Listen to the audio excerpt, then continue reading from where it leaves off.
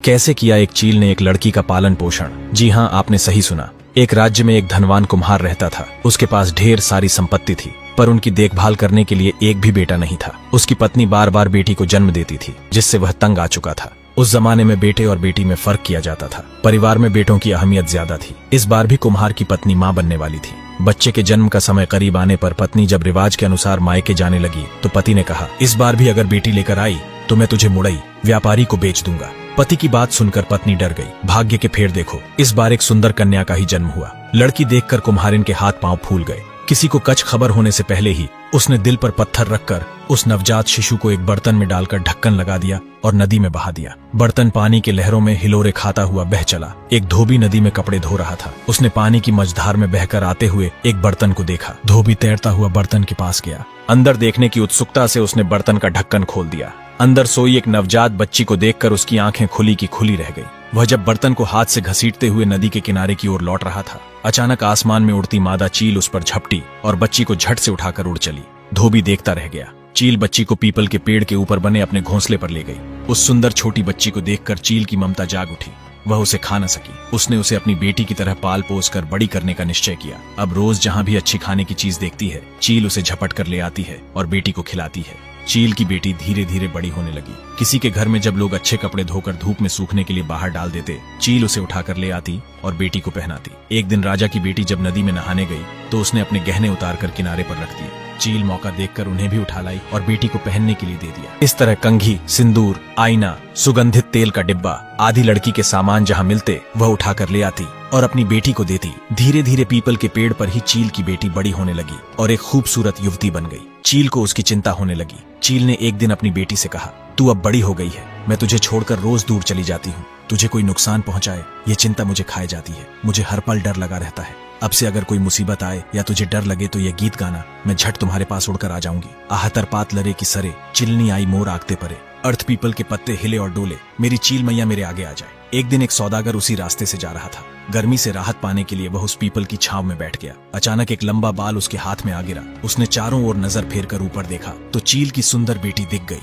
वह उस समय कंघी कर रही थी। उसने कभी किसी इंसान को नहीं देखा था। जब सौदागर ने उसे सवाल पूछना शुरू कर दिया कि तुम कौन हो, अप्सरा या पिशाचिनी हो जो पेड़ के ऊपर रहती हो, इंसान हो तो पेड़ पर चढ़ी क्यों हो, उसकी बात सुनकर वह डर गई। गाना गाकर चील माँ को बुलाने लगी। बेटी की आवाज सुनते ही चील उसी वक्त वहाँ पहुंची और बेटी को बड़े प्यार से बुलाने का कारण पूछा। बेटी ने बिना कुछ कहे नीचे खड़े आदमी की ओर इशारा किया। चील माँ ने उस जवान एवं सुंदर आदमी को देखकर सोचा कि अगर इसके साथ मेरी बेटी की शादी हो जाए तो मेरी चिंता दूर हो जाएगी। वह नीचे उड़कर सौदागर के पास आई और उसे अपनी बेटी के बारे में सब कुछ बता दिया। सौदागर ने कहा, मैं एक रईस हूँ, पर मेरी पहले से ही 7 पत्नियां हैं। अगर तुम्हें इस बात से कोई आपत्ति नहीं है तो मैं तुम्हारी सुंदर बेटी से शादी करने के लिए तैयार हूँ। मैं तुम्हें यकीन दिलाता हूँ कि उसे बड़े सुख एवं प्यार से रखूंगा और कभी कोई कष्ट नहीं दूंगा। चील माँ कुछ देर के लिए सोचती रही, फिर अपनी बेटी को समझा बुझाकर पेड़ के नीचे ले आई। उसने अपनी बेटी का हाथ सौदागर के हाथों में सौंप दिया। उसने माँ से बिछड़ने के गम में रोती बिलखती हुई बेटी से कहा, जब भी तुझे मेरी जरूरत होगी वह गाना गाकर मुझे बुलाना, मैं उसी वक्त हाजिर हो जाऊंगी। सौदागर चील की सुंदर बेटी को घर ले गया और बहुत ही प्यार जतन से उसके साथ जीवन बिताने लगे। ये बात उनकी पहली पत्नियों को सहन नहीं हुई और वे चील की बेटी से ईर्ष्या करने लगी। वे छल कपट से उसे कष्ट पहुंचाने लगी। एक दिन 7 पत्नियों ने आकर उसे सबके लिए भात, खाना, खासकर चावल बनाने को कहा। चील की बेटी की आंखों के आगे अंधेरा छा गया, क्योंकि खाना बनाना तो दूर, उसने आज तक किसी को भात बनाते हुए भी नहीं देखा था। उसे कुछ नहीं सूझा। रोती बिलखती वह घर के पीछे लगे केले के पौधों के बीच छिपकर चील माँ को बुलाने लगी। चील माँ ने आवाज सुनते ही झट से उसके आगे हाजिर हो गई और बड़े प्यार से बुलाने का कारण पूछा। बेटी ने कहा, माँ, मेरी 7 सौतों ने मिलकर मुझे अकेले ही सबके लिए भात बनाने को कहा है, लेकिन मुझे तो कुछ नहीं मालूम। अगर मैंने नहीं बनाया तो वे मेरे पति के आगे मेरी चुगली करके मुझे नुकसान पहुंचाएगी। चील माँ ने कहा, बेटी तू मत डरना, मैं जैसा बताती हूँ तू वैसे ही करती जा। एक बर्तन में पानी डालकर उसमें एक चावल डाल देना, दूसरे बर्तन में भी पानी डालकर एक साग यानी पत्तेदार सब्जी का पत्ता डाल देना। दोनों बर्तनों पर ढक्कन लगाकर नीचे एक एक लकड़ी देकर तू घर से बाहर आकर थोड़ी देर बैठी रहना। देखना दोनों बर्तनों में अक्षय भात और सब्जी तैयार मिलेगी। ऐसा कहकर चील उड़ गई। बेटी ने ठीक वैसा ही किया। रसोई तैयार होने के बाद उसने अपनी सौतों को भात खाने बुलाया।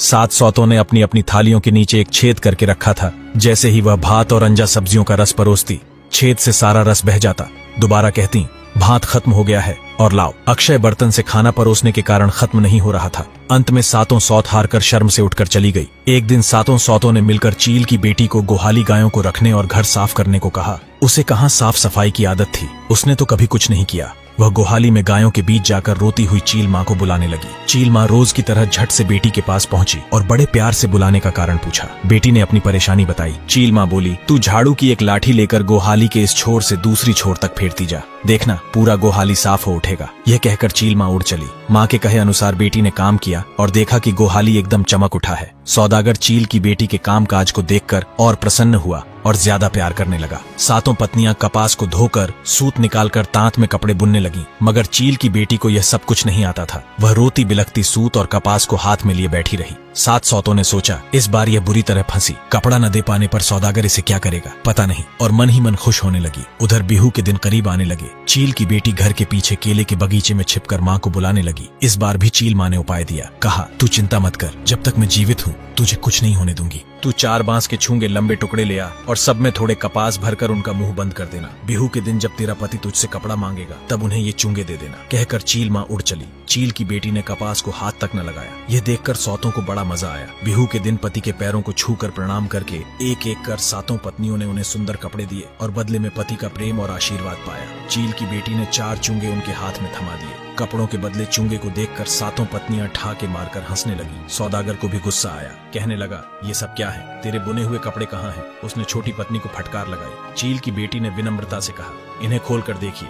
जैसे ही सौदागर ने बांस के छूंगों का ढक्कन खोला, एक से बढ़कर एक सुंदर कपड़े निकल आए। महीन बुनाई देखकर वह अपनी छोटी पत्नी पर और ज्यादा मोहित हो गया। उसने वही कपड़े पहने और बिहू का उत्सव धूमधाम से मनाया। धीरे धीरे सातों पत्नियों को पता चला कि एक मादा चील आकर उसे सब कुछ सिखा जाती है। सातों पत्नियों ने चुपके से वह गाना भी सीख लिया और एक दिन धोखे से चील को बुलाकर डंडे से पीट पीट कर उसे मार डाला। चील की बेटी को इसकी कोई खबर नहीं हुई। अब जब भी वह चील माँ को बुलाती वह नहीं आती थी। ऐसा कई बार होने पर उसने समझ लिया कि उसकी सौतों ने मिलकर चील माँ को मार डाला। वह कमरे में बैठकर फूट फूट कर रोने लगी। चील माँ वापस नहीं आई। एक बार सौदागर व्यापार करने नाव लेकर निकला। जाते समय बार बार अपनी सातों पत्नियों को चील की बेटी का ख्याल रखने की हिदायत दी। पति के सामने तो वे अच्छी बनने का नाटक कर रही थीं। सौदागर के जाते ही सातों पत्नियों ने चील की बेटी को घर से निकालने की योजना बनाने लगी। सातों पत्नियों ने मिलकर भोली भाली चील की बेटी को एक व्यापारी के हाथों बेच दिया। उसे बहला फुसलाकर आईना, कंघी, सिंदूर आदि खरीदने के बहाने व्यापारी के नाव में बिठा दिया और योजना के अनुसार व्यापारी भी सुंदर लड़की पाकर नाव लेकर चला गया।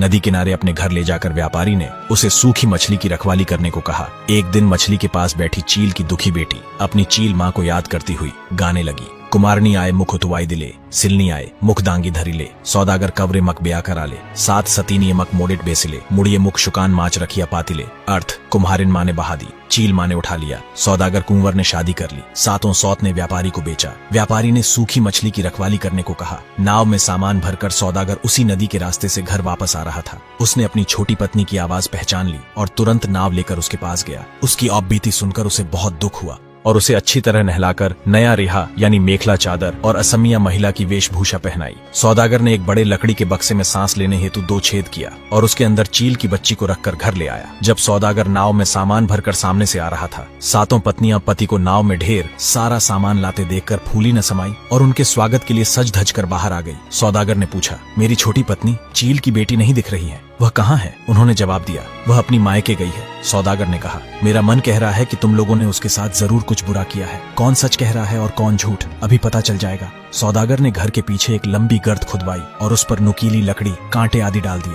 उसके एक छोर से दूसरी छोर तक पतली एड़ी सूत, असम की विशेष प्रकार की पतली मगर मजबूत सूत बांधकर सातों पत्नियों को उस पर चलने का आदेश देते हुए कहा, जो भी इस एड़ी सूत पर चलकर गर्त को पार करेगी वही निर्दोष साबित होगी। एक एक कर सौदागर की 6 पत्नियां उस गर्त पर गिरकर परलोक से धार गईं। 7वीं पत्नी सच में निर्दोष थी, इसलिए वह सूत पर से चलती हुई गर्त के पार जा पाई। जिस वक्त सौदागर की 6 पत्नियां चील की बेटी को बेच रही थीं, उस वक्त वह रसोई घर में भात बना रही थी। उसे इस षड्यंत्र के बारे में कुछ मालूम न पड़ा। सौदागर ने लकड़ी के बक्से से चील की बेटी को बाहर निकाला और दोनों पत्नियों के साथ सुखी जीवन बिताने लगा। उन 6 पत्नियों को उनकी करनी की सजा मिल गई। तो दोस्तों, कैसी लगी यह कहानी? कमेंट करके अपनी राय जरूर दें। लेकिन रुकिए, सफर यहीं खत्म नहीं होता, जल्द ही आ रहा है इसी कहानी का एक नया मोड़ और इससे भी बेहतरीन अनुभव के साथ। जुड़े रहें और देखना न भूलें।